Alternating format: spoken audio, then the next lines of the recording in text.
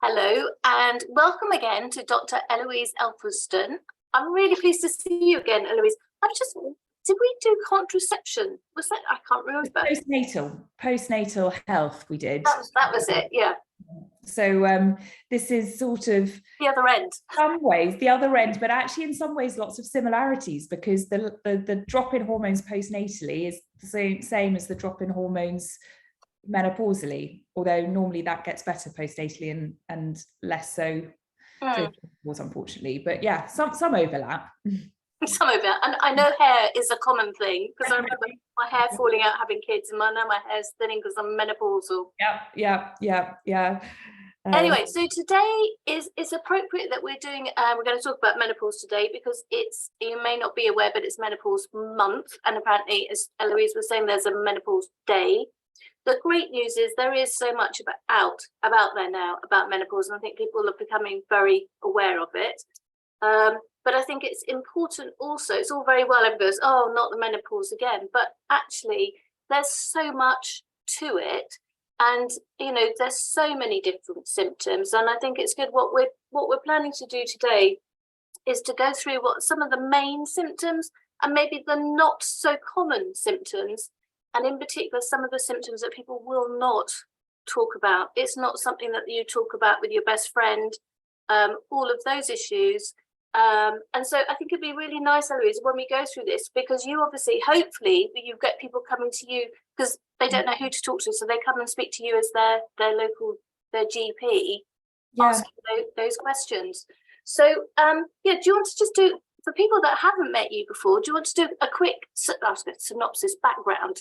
Yes, yeah. So I'm Eloise. I'm a GP, but I've got a specialist interest in women's health, and in particular menopause. And I've just done my advanced menopause certificate, which is very exciting. So I do a lot of menopause work, both in my GP practice, but also at the hospital, and I do a private clinic as well.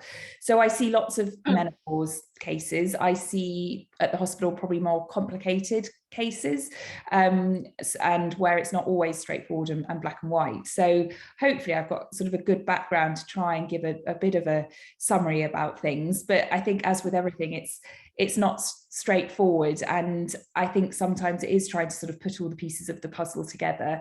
And I think, as you say, it's so good there's so much more information out there, because often people really do struggle and really don't know why, and it's sometimes taking a step back and looking at all the individual symptoms and putting them all together.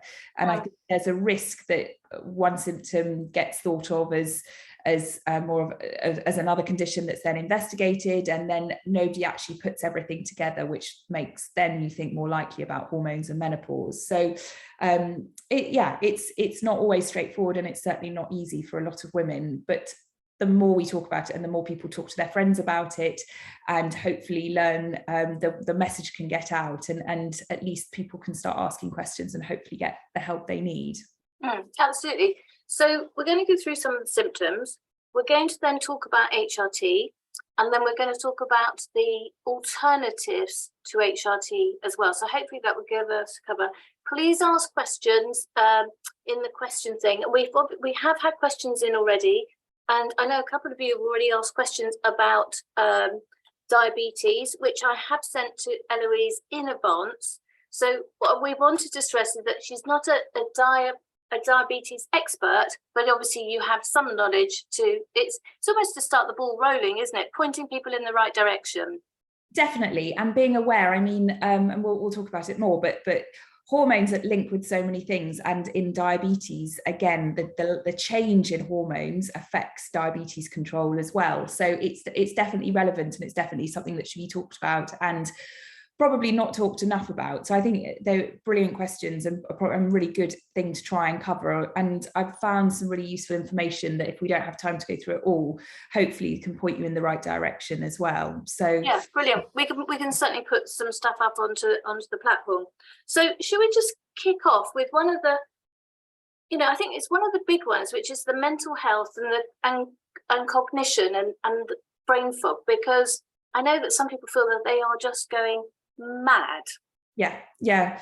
And what I was probably just going to start with saying just a little bit before that is just actually sort of talking about what menopause is and what perimenopause is, because there's a lot of confusion about what it means. And so ultimately the term menopause, so meno, periods, pause, stop.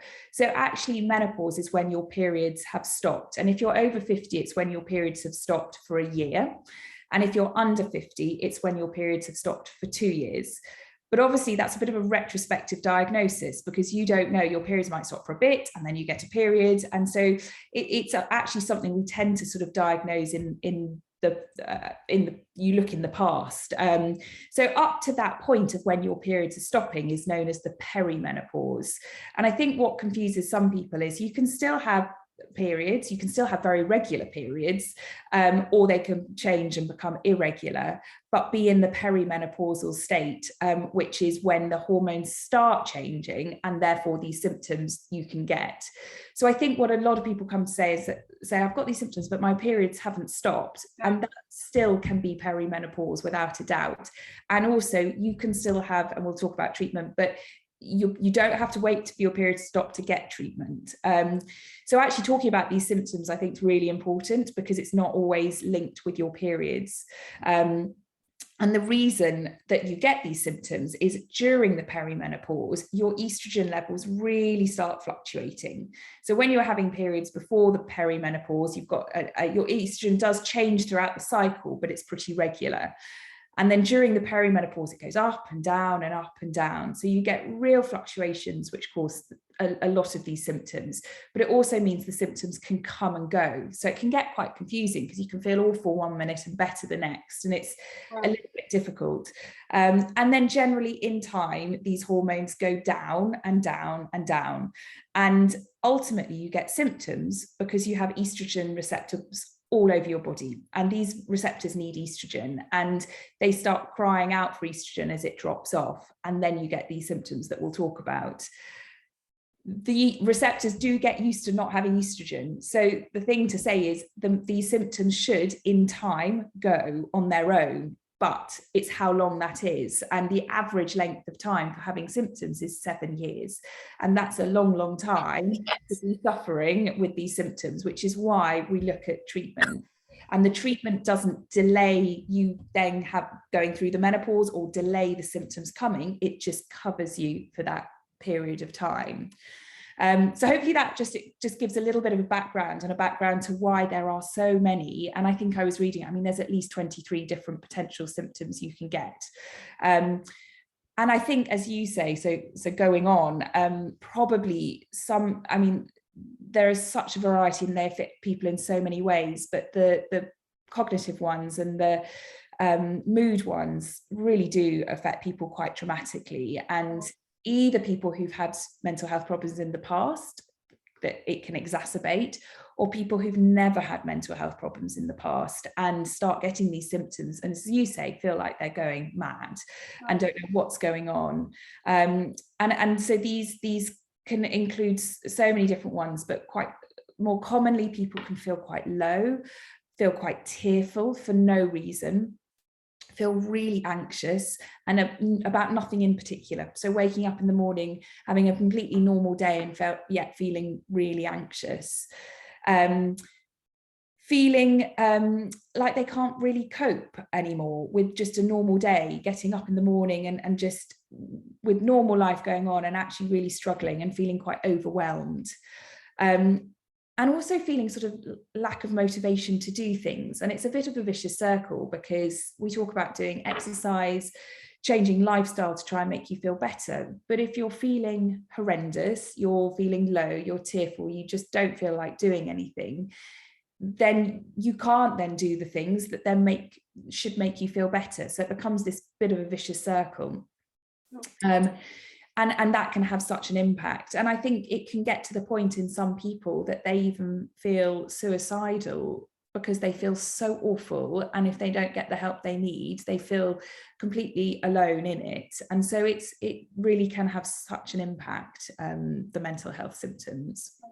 And I think also at the age of 50, you suddenly realise that you are getting older. So you are going through, there's a lot of change. Because, you know, you truck along and everything's sort of, you look the same and everything's the same. And suddenly you hit the menopause and you're not young as young as you were. I think you're absolutely right. I think there's a huge psychological aspect of the menopause, not only the symptoms that you get, but it's sort of the start of the end of your fertility. And that for some people, or a lot of people, is really important and makes you feel, I don't know, like a woman, and it's that change. And I think there is a lot of psychological aspects that can then have an effect on, which doesn't help if you're also feeling quite low, vulnerable, tearful as well. So it's the combination. And I think also often people are in the prime of their lives. If they're working, they've been probably higher up in their jobs or whatever, and suddenly you start not feeling yourself, you start not being able to feel like you're coping so well. People find that sort of memory side of things becomes more difficult, or word finding becomes more difficult, and then you feel like you can't do your job as well. You've got younger people coming in, sort of, I've had patients recently just sort of almost feeling so vulnerable in their job and that other people would be better at it than them. And again, that all has such a psychological aspect that you can't feel like you were doing what you were doing before. And if you're feeling vulnerable, your memory's not as good or clear, and you're forgetting words. All of that has an impact. But I think it's reassuring to know that it is a common feeling, the anxiety, lack of confidence. And if you know that is what can come with the menopause, it does allow you to think, oh, actually, that's what it is. And if you can give it a label, it makes it much easier to cope with. I think completely. And I think firstly, it's important sort of recognizing what the cause is, but also it means that there is treatment out there. And we know if the mood side of things are linked to hormonal changes and these hormonal imbalances, then we know that if we can treat those hormonal imbalances, quite often with HRT, a lot of that does clear and get better. So I think it's recognizing it and then seeking help, finding the best thing. So yeah, because it's really scary when you suddenly don't start feeling yourself and you have absolutely no idea why and no idea what to do about it. And you start spiraling. Actually, for somebody to say, actually, this might be the reason and there are options out there, I think that's hugely important. Absolutely. And is there any correlation between if you suffer from bad PMT, premenstrual tension, because that's the one where your sort of moods are up and down. If you suffer from bad PMT, are you more likely? Is there any evidence to show that there's? It's a good question. I think it doesn't necessarily mean you're more likely to get mood changes, but what we know is PMS or PMDD, which is the really severe one, does get worse around the perimenopause, and not in everybody. So if you've got it, it doesn't mean it's going to get worse, but because of the fluctuations in hormones, it really can impact those conditions. And people who've been controlling them really well, suddenly things start getting less well controlled, and that can be another sign actually of perimenopause, that things are less well controlled in a very cyclical nature. So PMS and PMDD, generally it's quite a cyclical nature to the symptoms, and that very much can get hugely worse. And I saw a patient last week in one of the specialist clinics who had things so well under control and they've just dropped off a cliff, and she's really, really struggling and needs help. And it's a little bit more complicated because you are often a little bit more sensitive to some hormones. So you have to be a little bit more careful with HRT, and that's not that it's not an option, but it's just you have to sort of think about it more. So there's definitely a correlation there, and a correlation that things can be harder around the perimenopause. And then moving on to the other one, which everyone always talks about, and there's definitely a butt of lots of jokes, which is very unfair, are the hot flushes. Yes. And I think that they are the thing that a lot of people do sort of link with menopause, and it certainly is one of them, and certainly one of the main symptoms, but not the only one. And I think people think if they don't have hot flushes, maybe it's not the perimenopause, but you don't have to have all of them. But yes, again, it's the fluctuations in estrogen, the up and down, that cause these, well, hot flushes, which can be horrendous. So drenching sweats, having to change sheets at night, change your clothes, so those are hot sweats, or hot flushes where you just feel you suddenly go really hot, which really sort of takes over, and again, if they happen in the day, can be really disconcerting. I think there are other people who don't get so much the classic hot flushes or hot sweats, but just generally feel hotter than normal. Right. So just don't need such hot, so many clothes, and just feel just generally, having never been sort of one of those hot people, that's the difference. So again, it's a variety in different people. But I think what they can then link into is, certainly if you're getting hot flushes or hot sweats at night, that can then affect your sleep, which can also be affected by menopause as well. So that can mean then you're not sleeping as well, which means you're tired, and then makes all the other symptoms worse. So they really can have such an impact on you. And then if you're getting these hot sweats or flushes in the day at work, for example, that then can have an impact on just work and how you feel, because they really do take over in some people. And I think, you hear about people thinking, well, you have to really think about what you're going to wear, what clothing you're going to wear. Yeah, absolutely. I think people talk about wearing layers, because cotton, which is better in layers, because yes, you don't know one minute or the other what you're going to feel, and you feel cold at one minute, wrap yourself up, and then sort of hot, and I mean, a bit like what we all felt during that really, really hot time. But I think some people feel like that a lot, and that is really uncomfortable.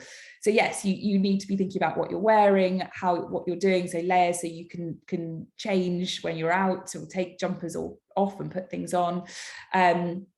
Little fans can be helpful. Again, there's the medication side of things can be really helpful, but from a practical point of view, there's also things, cotton sheets at night, making sure your room's as cool as possible, having a fan, that can also really help.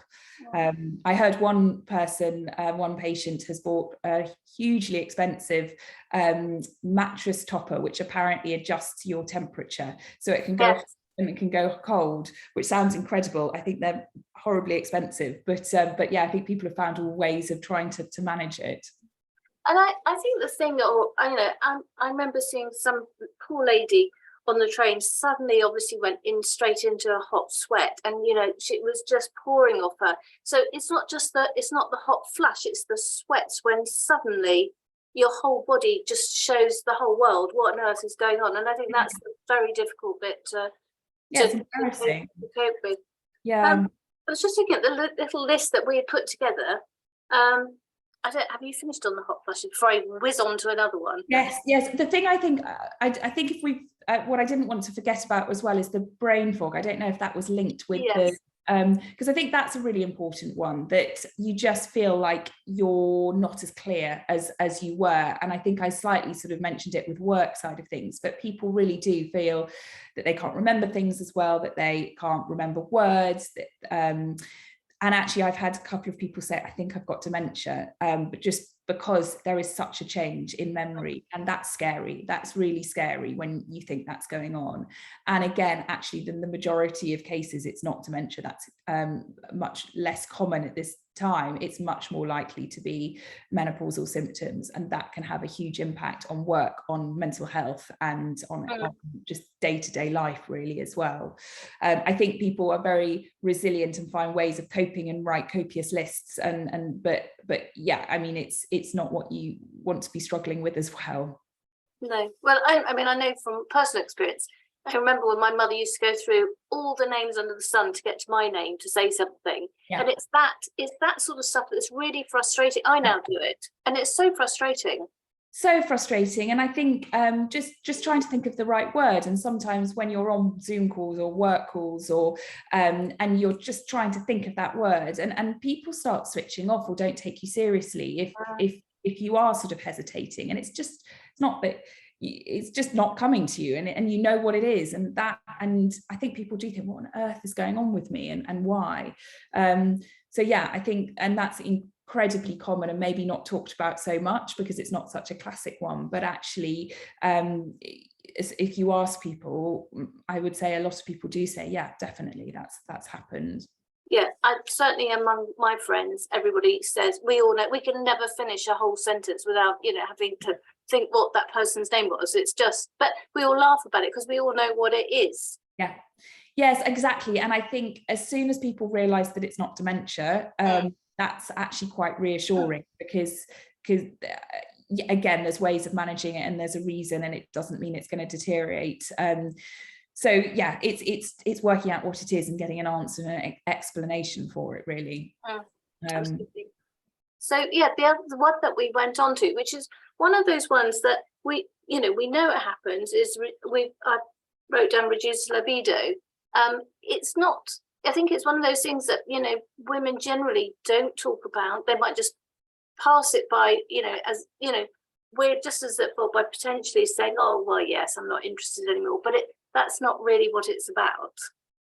No, and I think, again, this is often something that people don't naturally bring up themselves, maybe because they're not thinking about it, or it's embarrassing, or, I mean, like with everything, there are so many things that can impact all of these symptoms. So often people think they're busy at work, they've been with their husband for years, just actually don't really fancy it so much anymore. But actually it's another symptom that is linked with the menopause, and having a reduced libido can have an impact on your relationship, but it can also just have an impact on how you are and how you're feeling. And so some people just say they just don't have the desire anymore. Some people say that their orgasms are just not as good, and therefore that just affects the experience. And actually it can have, in some people, a real impact on their health and well-being and how they're feeling. And again, it's hormonally driven. It's the lack of estrogen, but also your testosterone level goes down in the menopause. We all, as women, have testosterone. It's not just a male hormone. We have a lot less than men, but interestingly, we've got more testosterone in our bodies than we do estrogen. So although estrogen is seen as the female hormone, testosterone is part of it all, and it is one of the hormones that's linked with libido. And so it's just, I think it's a question that we as doctors should be asking, because it's not always, people don't always feel comfortable about talking about it, but as soon as you or I ask the question, people actually often do open up, and it is pretty common that it is an issue, and an issue that is having an impact on somebody's life and potentially relationship, or if they're not in a relationship, potentially affecting getting into another relationship, or just having any enjoyment from sexual activity. So yeah, I think it's another hugely important area that should be asked about, but also can be helped as well. Dermatology issues. Yes, yeah. So again, like as I was saying, we have estrogen receptors everywhere. So skin very much can be involved. The common thing that people mention is dry skin, which can impact people more than others. But again, if you have dry skin and you have other skin conditions such as eczema, for example, that can exacerbate your eczema. So it can cause a flare-up of any of other dermatological things, which actually have a huge impact. I mean, I have eczema. It has a huge impact on, and if you feel like you've got it under control, and then something like the menopause comes along and throws things. The other thing is, and we mentioned this at the beginning, hair. I mean, hair is so much of a person's identity, and it is like in the postnatal period, you get a loss of hair, but that tends to grow back around the perimenopause and menopause. Again, hair does thin.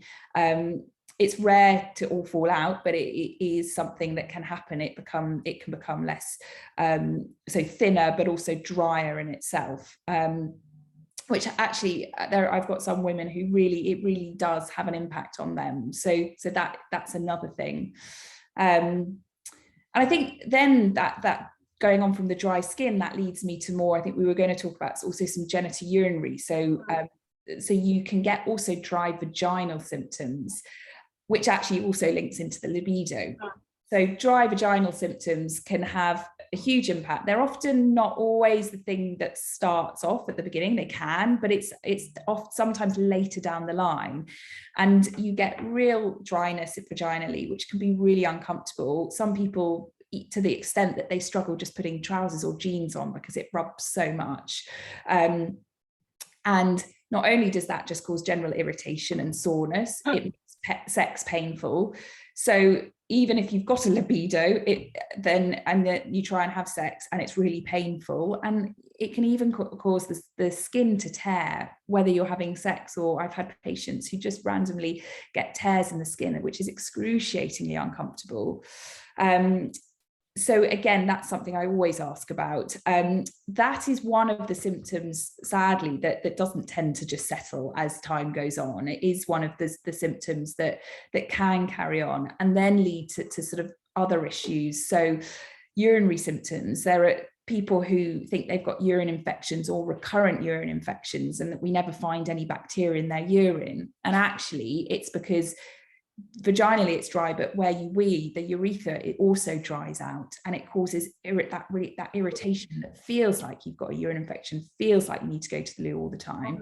Which, I mean, if you've ever, I think, having had urine infections, you know just how irritating that is, but you know antibiotics are going to treat it, whereas in this, the antibiotics make no difference. So that can have an impact. And again, estrogen links with pelvic floor, so you can then also have a weaker pelvic floor, which can lead to bladder leakage or prolapse. So there's actually quite a lot of vaginal symptoms that can come as well.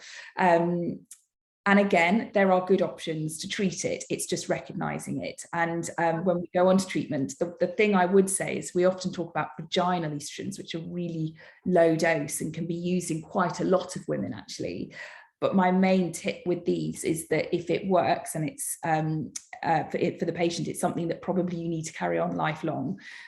This is not HRT. And as I say, I'm sure we'll talk about it properly, but it's a really low dose option that can have real impacts on all of those symptoms.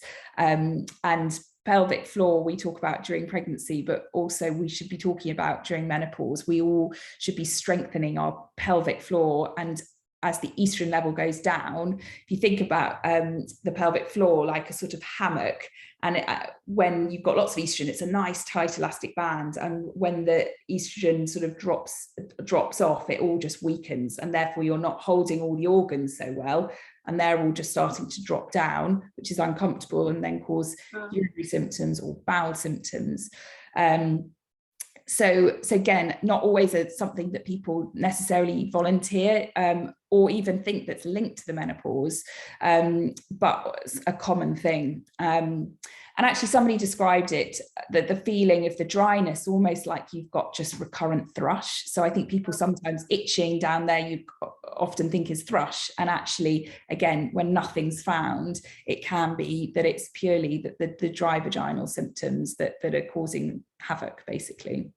I know we did some research with maybe some of the members who are listening on vaginal atrophy or dryness. And I was, things that came out was I was shocked at how painful people found it just to generally walk because of the dryness that you were saying, and how many of them, that absolutely was a no-go area to talk with your friends or even with your partner. But people were absolutely suffering in silence, but what they wanted to talk to people, and some of the people that came forward were very keen to be able to work with us so they could then go and tell their friends about it, whereas beforehand they'd never spoken. And I was amazed at how open people were and keen to discuss it. And I think that's the stuff that's really important for people to talk to and to go and see their doctor. Definitely. And I think actually, as you say, people are willing to talk about it if it's in the right environment, or actually if somebody asks them, actually it's sometimes opening Pandora's box and actually feeling incredibly relieved that it is being talked about. And again, it is a symptom that is common with the menopause. And yeah, I mean, it can have such an impact on somebody's life. And I think people do struggle through for far too long. And as I say, there are often easy and really good treatments out there that can really revolutionize and change lives, or at least make things that bit better. So yeah, I think we all should be talking about it more to then encourage other people to talk about it more. Yeah, so maybe we should go and, now move on to what we can do about it. But when having just discussed all those things, it's no wonder anyone isn't depressed after hearing all the things. Completely. And I mean, I could list off more: tinnitus, dizziness. There are so many, dry eyes. There are so many things that actually, often as a GP, somebody comes with dry eyes and you treat the dry eyes, and actually then if you sort of talked about and asked other questions, and those all do link with other things. And actually one big one that I didn't talk about, joint pains. So people who've seen orthopedic surgeons or physios, and the joint pains are just not getting better. Actually, often they're linked to menopause and estrogen. And another one, palpitations. Often I've seen people go through various cardiac heart tests, and actually it's again the menopause. So many things, and actually this is why it's a shame as GPs we get so little time, because really there are so many things, and you be talking about them all to then go on to then actually getting the right treatment. So treatment, and again, it's such an individualized thing, and I think this is the thing I would say about menopause. It is, everybody's different. Treatment is different for everybody, and there is not a one size fits all. And so whenever I see somebody, it's really important for me just to take a whole history to work out what is available or appropriate for them and what's not. So the main one that to probably start with, obviously, is HRT, hormone replacement, which ultimately means estrogen, and in people with a womb to add in progesterone. So the estrogen is generally what makes you feel better. So those are the receptors that we need to give the estrogen back to. But if you've got a womb and we just gave you estrogen, then we'd increase the risk of womb cancer. So we have to give progesterone alongside it. It generally doesn't have a huge impact on symptoms, but it's there to keep the womb lining thin to reduce the risk of womb cancer. If you've had a hysterectomy, so you don't have a womb, then you can just have estrogen. And then the third hormone that we touched on was testosterone, and that is in some people used mostly from the libido side of things.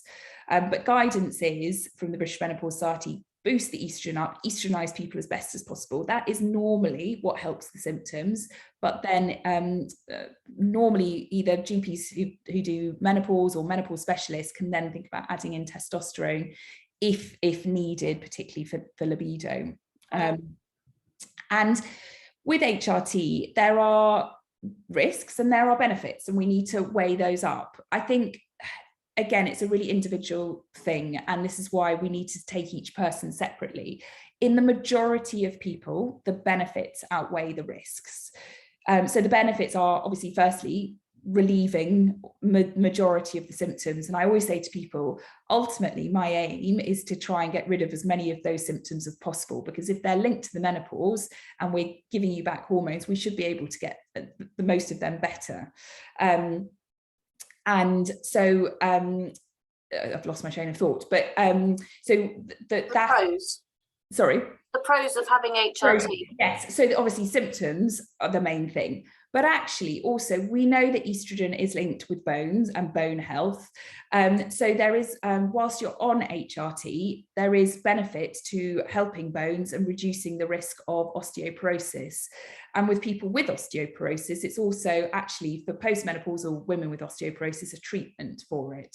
So that's a huge benefit. And actually, people who go through early menopause, which I haven't really touched on, but early menopause is ultimately before the age of 45, and there's premature ovarian insufficiency, so premature menopause, which is before the age of 40.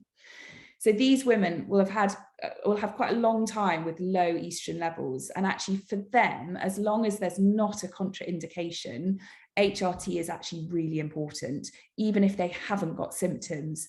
And one of the reasons is bone health. So without estrogen for a period of time, there is quite a high risk of osteoporosis. So that's a benefit. Yeah.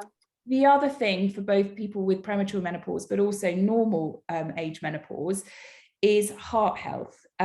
So our risk as women before we go through the menopause is actually much lower than men from a heart point of view. But as soon as our estrogen level drops, we jump up to the same risk as men. And as women, we're more likely to die of heart problems than we are anything else.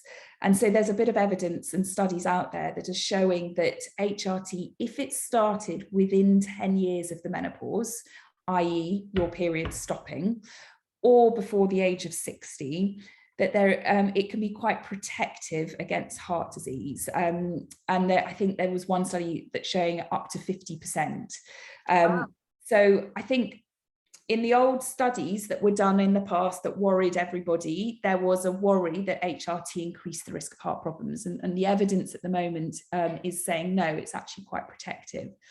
So from the positive points of view, those are huge positives. Osteoporosis causes huge issues for women from a morbidity and dying. Some women who end up breaking their hips and then never really recovering. That has a huge impact, and we don't really talk about that, and the heart side of things and the symptom side of things. There's been a bit of talk about dementia and HRT. We don't really have the studies yet to prove that it definitely prevents dementia, but there is definitely positive sort of findings coming out that and I think we need to watch this space, but it certainly doesn't make dementia worse, which was one worry, and it might even reduce the risk. So that's another thing to be thinking about. I think the thing everybody worries about is the breast cancer risk. And I think that's why we need to take a really strong history about people, not only their own history of whether they've had breast cancer, but a family history of having breast cancer. Now, actually, in the majority of people, the relevant family history is dependent on the age of the person. So generally, it depends on the number of relatives that have had breast cancer and the age. So less than 4 breast cancer in somebody who's less than 40, we would want to get looked into from a genetic point of view, or a first and second degree relative of less than 50 to be looked into. But otherwise, actually, generally, if you've had breast cancer or a family, so if there is a family history of breast cancer with people who are older in their 70s, it's unlikely to be a genetic risk. But again, this is something that would need to be discussed with your doctor to really get good family history. But if you are low risk from a breast cancer point of view, so you don't have a strong family history and you haven't had breast cancer yourself, there is only a small increased risk of breast cancer with HRT. The studies and the media that got hold of it back in 2000, they were looking at old forms of HRT in a population study that were high risk anyway. They were often in their 60s and overweight. So the HRT that we recommend is lower risk. And some interesting statistics, I won't go on, but if you took 1,000 women, 23 of us between the age of 50 and 59 over the next 5 years would get breast cancer. So 23 out of 1,000. If you take HRT, an extra 4 on top of those 23 get breast cancer with HRT. If you drink more than 2 units of alcohol at night, every night, an extra 5 get breast cancer. So that's more risky. If you're obese, an extra 23 on top of those 23 get breast cancer. If you smoke, an extra 3 get breast cancer. But if you can do more than 2.5 hours of exercise a week, you reduce your risk by 7 people.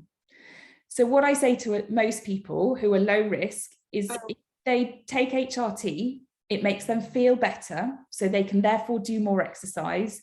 They're not drinking as much alcohol, they don't smoke, and they do more than 2.5 hours of exercise a week. You completely counteract that risk, and you get the bone and the heart and the symptom benefits.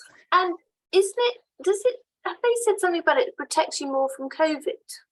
It's an interesting one. I think it's there are potential studies out there that because I think estrogen is linked to the immune system. So possibly, I'm not sure we can say definitely. It's a bit soon, isn't it? But yes, but I think it's an interesting one because estrogen is definitely linked from an immune point of view. So therefore, going on to HRT, so there's a lot of different types out there, but ultimately at the moment, probably the first line ones we tend to try and go for are ones that are through the skin. So that's gels or sprays or patches. And that's because they're lower risk. From a breast cancer point of view, they're thought to be lower risk. They also don't seem to have the risk of blood clots that the pill ones do, which therefore reduces the risk of blood clots and strokes. And we can nicely titrate them to get them right for the person. That's not to say we can't give pills, but it's probably not the first line. And I use sometimes them in my more specialist clinic if we've tried other things or people aren't absorbing the estrogen so well. But what I'd always generally start somebody on is either a patch or a gel, or sometimes sprays. They're more difficult to get hold of.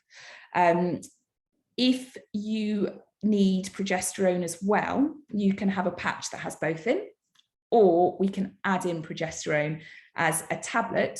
Now, different to the other tablets I was talking about, they're nice, they're called micronized progesterone, and they're similar to what the body naturally produces.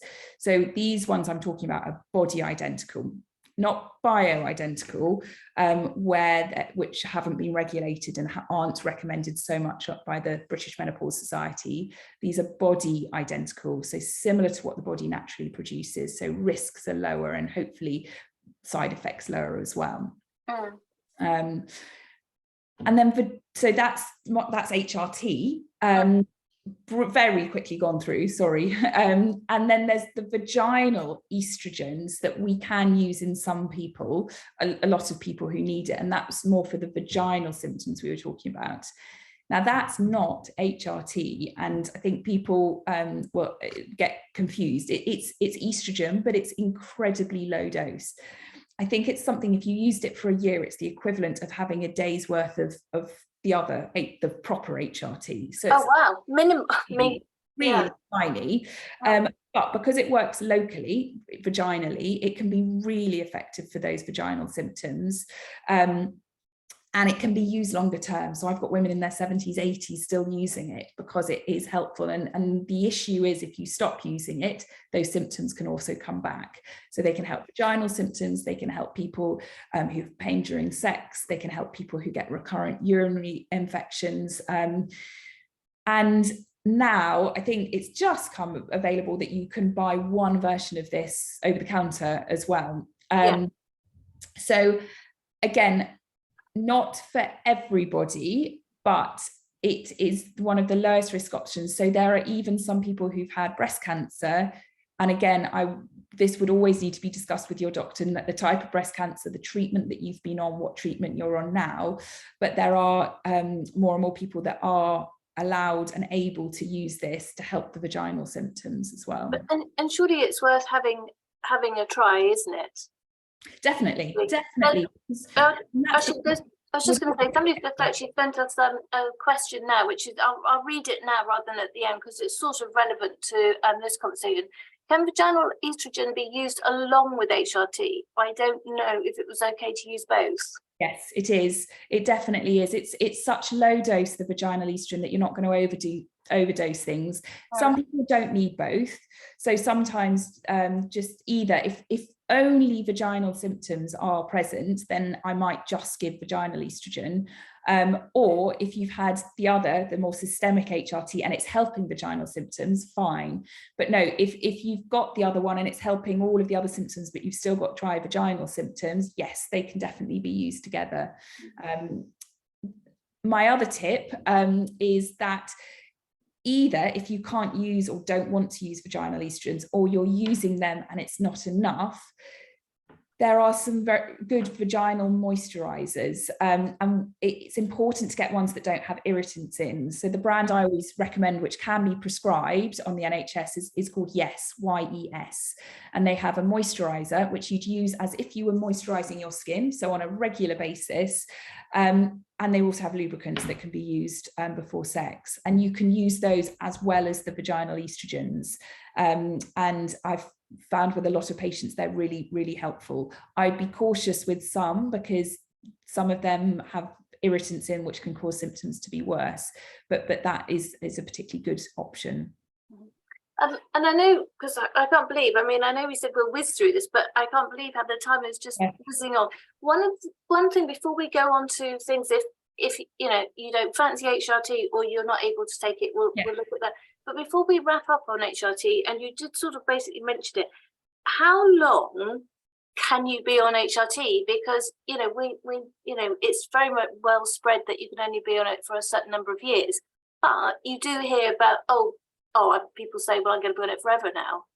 It's a really good question. I think that, so the British Menopause Society guidance is to be on the lowest dose for the minimum length of time that you need it for, i.e. there is not a set time. I think people had in their mind 5 years and no more. I think that the risks are minimal for the first 5 years. If you're below the age of natural menopause, which is 50, 52, the risks are really minimal because you're basically replacing the hormones your body would naturally have been producing.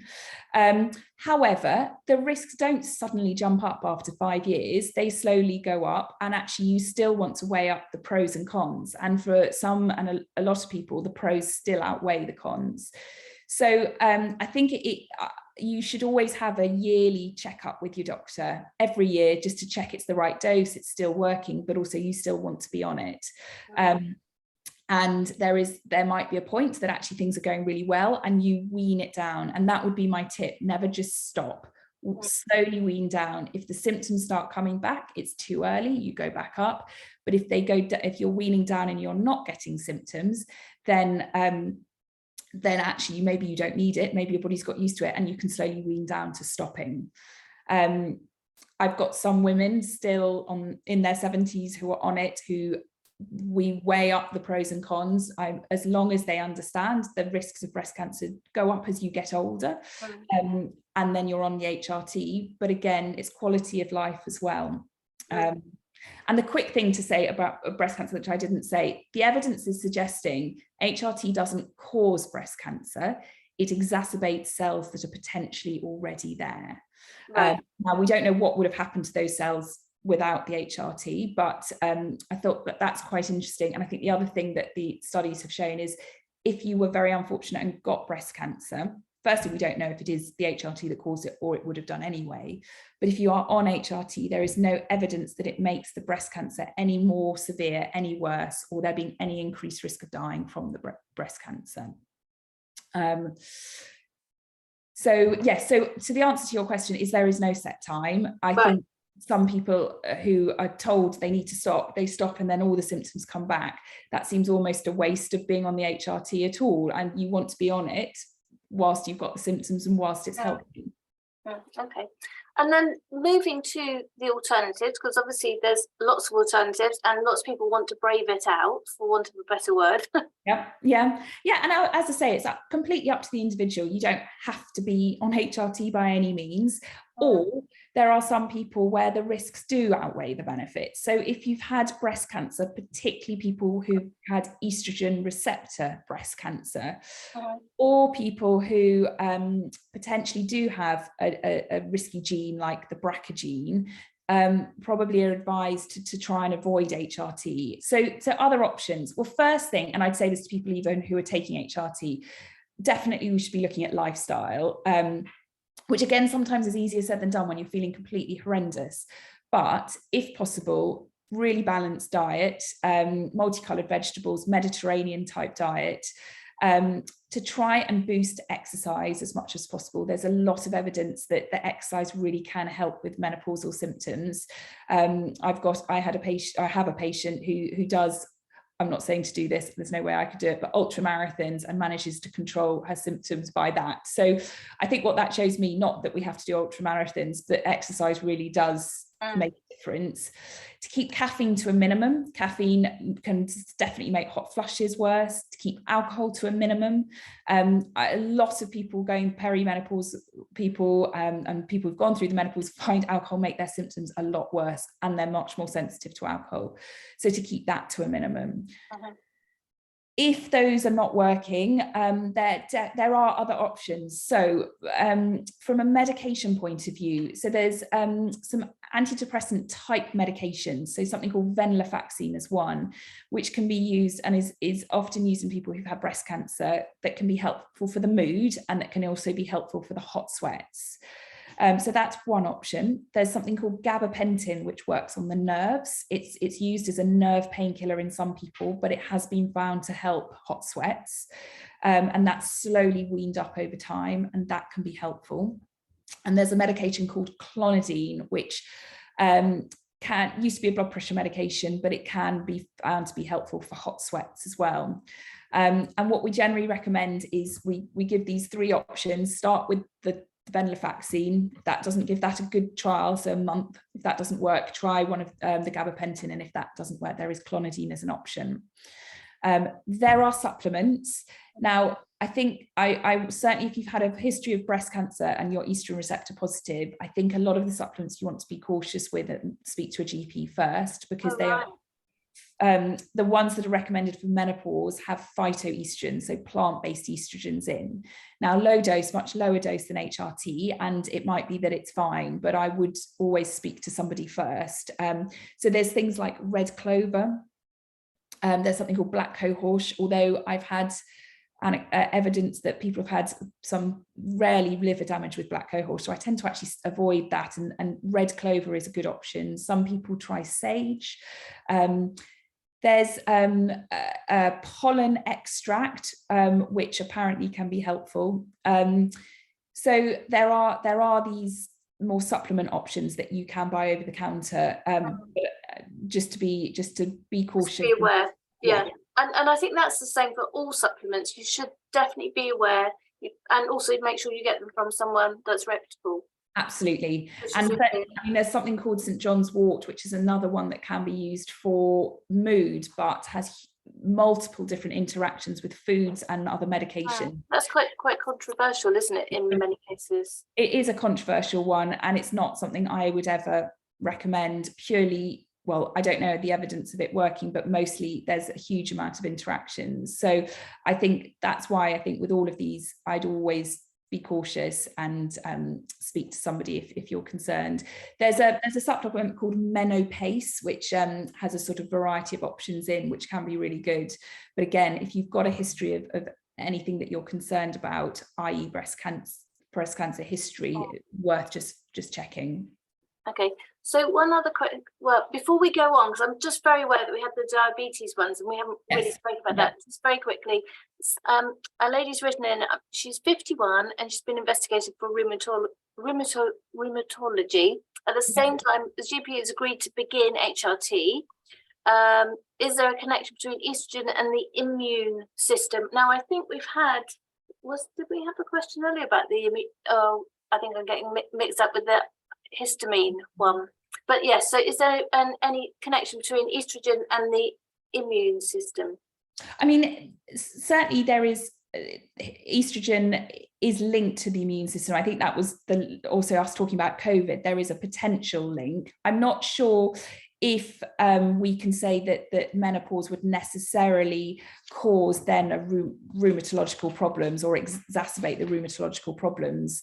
I think the only thing that and I obviously I don't know the history here, and it might be there's other things going on, but what is sometimes interesting is we find that all of the rheumatological tests do come back normal, and yet you've got these aching joints or issues, and actually that is linked to the menopause, or the menopause can exacerbate some of the underlying conditions that you've got.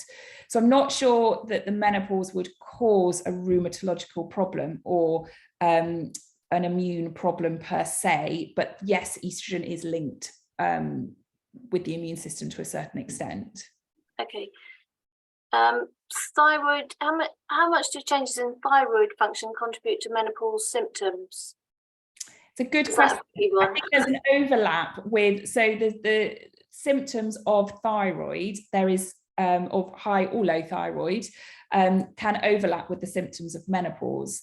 So I would always, well, very often with people with symptoms of menopause, I'd always want to check their thyroid to check that it's actually not thyroid that's causing them.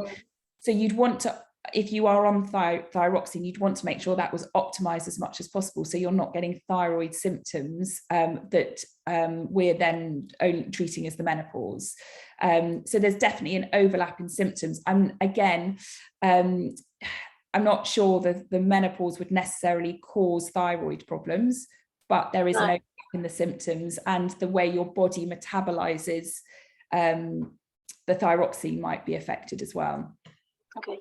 So should we go on to, because I've obviously sent you some of the questions and the concerns for people with diabetes. So, yeah, you know, we've got a couple of minutes. If you want to just wrap up on that, that would be great. Yeah, I think it's a really interesting one. So estrogen, I mean, it's linked with everything, isn't it? So estrogen is linked to insulin, and the lower as your estrogen drops off, it then makes you become more insulin resistant.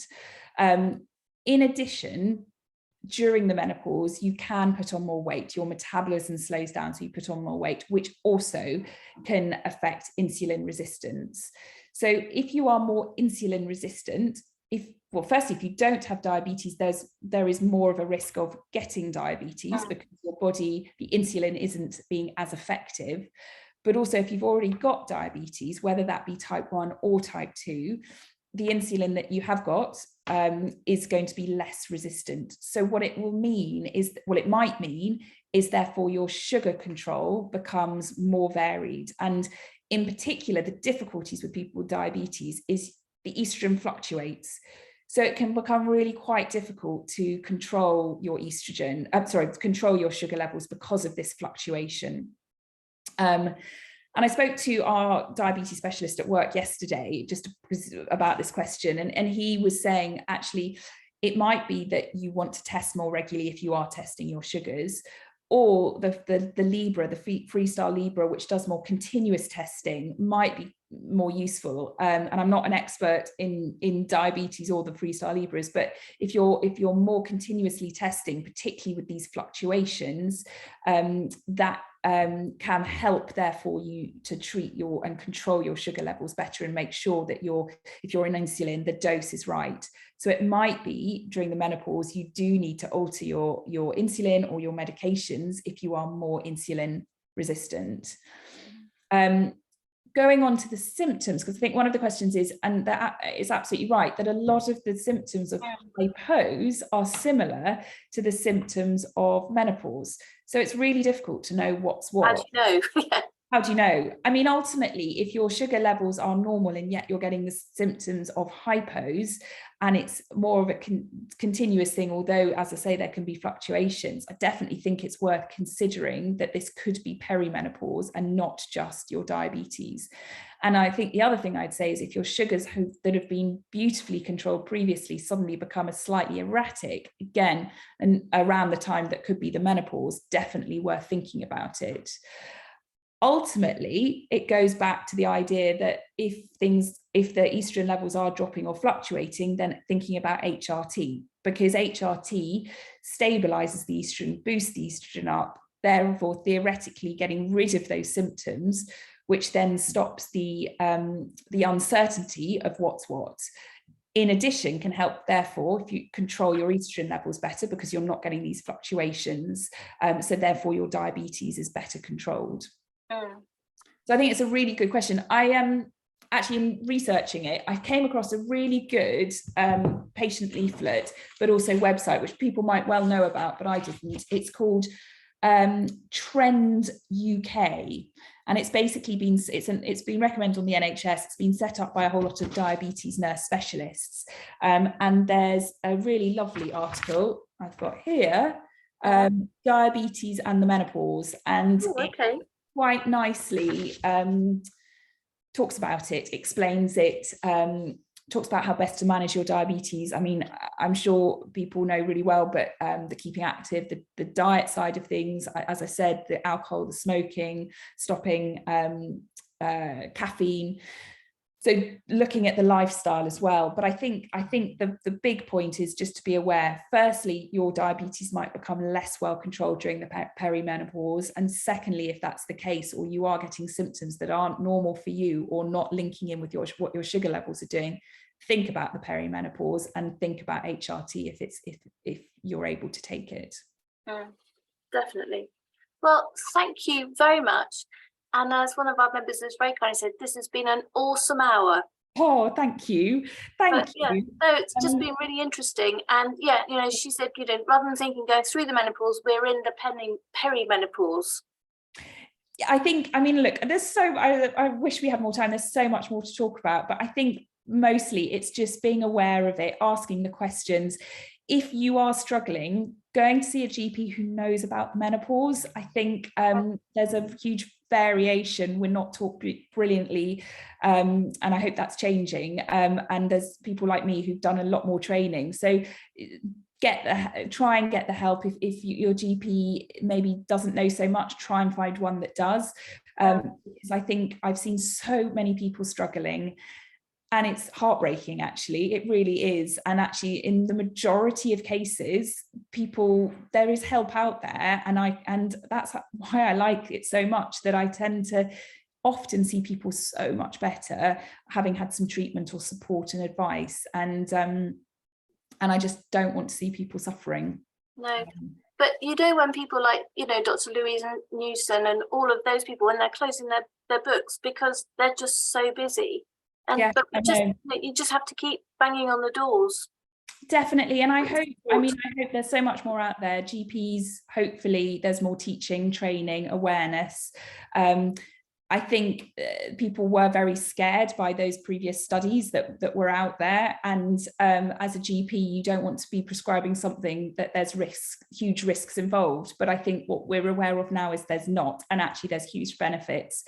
And we shouldn't be sort of holding back. If it's the right thing for somebody, we prescribe other medication with risks. That's our job, weighing up risks and benefits. And this is no different, really. But that's life, isn't it? When you step outside your front door or go down the stairs. Definitely. And it should be a conversation that we have, and it's up to the patient as well, as long as they're well informed and given all the benefits and all the risks and all the information. It's weighing up that, and it should be an individual thing. So yes, hopefully that was helpful. And no, brilliant. Thank you very much, and really good to see you. And thank you everyone for joining us. No, thank you. Thank you. Bye. Bye.